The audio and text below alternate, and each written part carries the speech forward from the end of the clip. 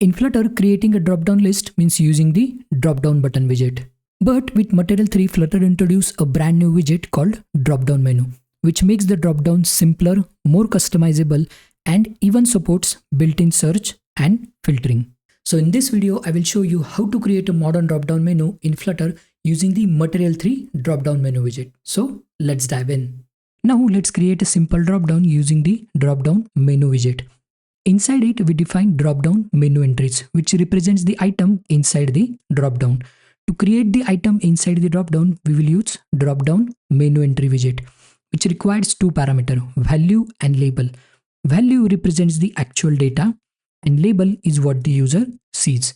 Let's add a few more entries. Next, let's specify the label property to inform user what the drop-down actually represents, like this, and also specify the width parameter as 300 to make it a little bit wide. Hit save.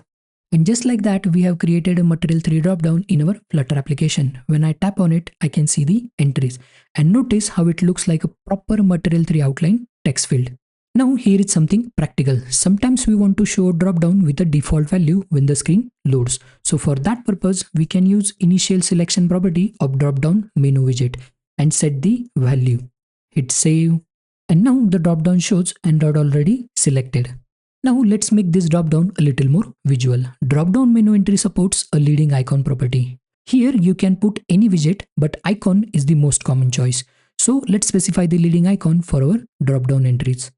For the icon, I am using Font Awesome icons. I have already configured this project to use Font Awesome icons. Hit save. Now each option has an icon next to it. In real apps, this is incredibly useful. For example, country dropdown with flags, category dropdown with icons, product dropdown with images. Adding icons improves the visual clarity of dropdown options. Next, let's talk about how to capture the selected value. For that purpose, we will use onSelected callback of dropdown menu widget, like this. Hit save. Now, whenever user selects an item, the value is written in this callback. Next, here is where the dropdown menu really starts to pull ahead of DropdownButton. Out of the box, it has built-in search and filtering functionality.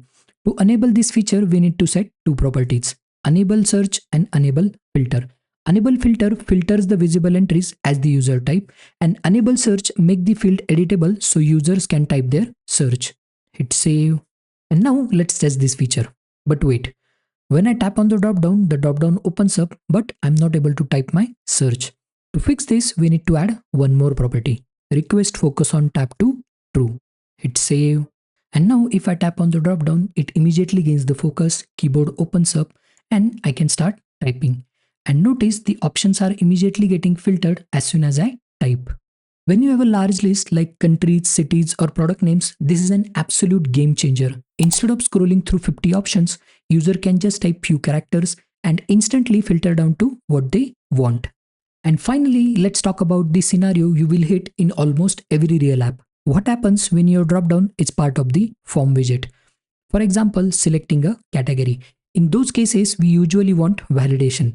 But don't worry, Flutter has you covered. Flutter provides a dedicated widget for this, DropdownMenuFormField widget. And here is how you can use it. You can implement the validation function in the same manner as you will implement for another form field widget. And now if I tap on the Create To Do button, we can see the validation message is appearing below the dropdown. If I select the category, the validation message goes away. And just like that, our dropdown behaves exactly like a normal form field with validation support. Alright, all the code from this tutorial is available on GitHub, link in the description below. Thank you for watching this tutorial and I will see you in the next one. Happy coding!